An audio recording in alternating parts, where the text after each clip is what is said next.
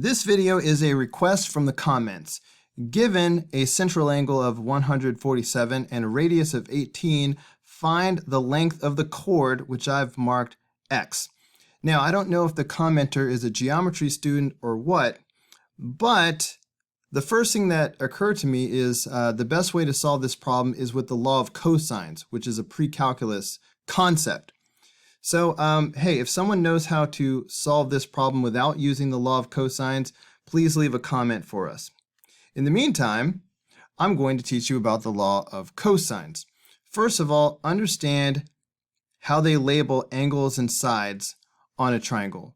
If this is angle A, then the side across from that will be called side A, but it will be lowercase. If this is angle B, uppercase B, then this side over here will be lowercase b. And if this is angle C, that's a capital C, then this side over here will be lowercase c. So I'm using these letters as I set up the law of cosines. The law of cosines is going to start out looking like the Pythagorean theorem a little bit. So you know how the Pythagorean theorem would go c squared equals a squared plus b squared, right? So I'm going to do that right now. C squared is equal to a squared plus b squared. But now here comes the modification because this is not a right triangle. Otherwise, I could just use the Pythagorean theorem. So we have to go minus 2ab times the cosine of angle C. So this is the law of cosines. If I want to find side C, then I start with side C.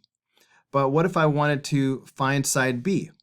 In that case, I'd have to start with side B, and I'd do b squared is equal to a squared plus c squared minus 2ac. And then when I do the cosine, since I started with side B, I'm going to end with the cosine of angle B. All right, you always start with a side and then end with the angle across from it. So you can probably guess the last version of the law of cosines. If I wanted to find side A, I would start with a squared is equal to b squared plus c squared minus 2bc. All right, these always match the ones that are squared. And you can probably guess the cosine of what? That's right, angle A. If you start with side A, you have to finish up with angle A. So we can use this to answer this question.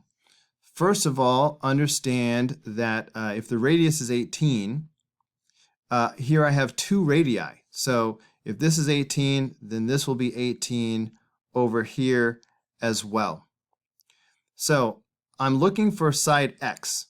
So I'm going to start with that with my law of cosines. So I'm going to start x squared equals.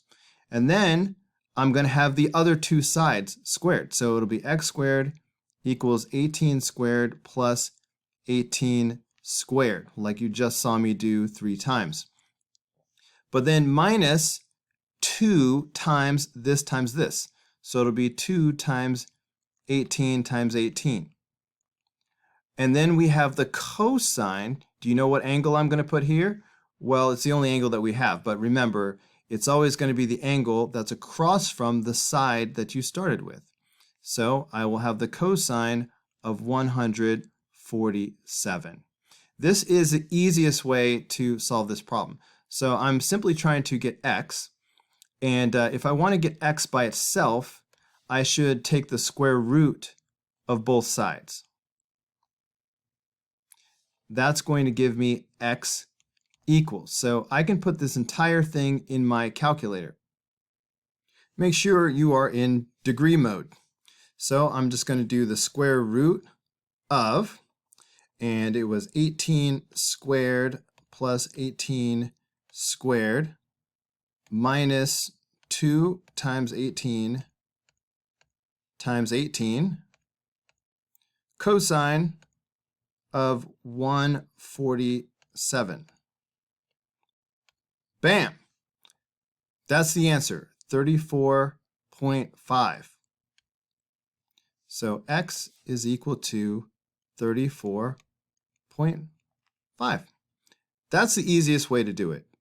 Again, if someone knows a way to do it without using the law of cosine, please leave us a comment.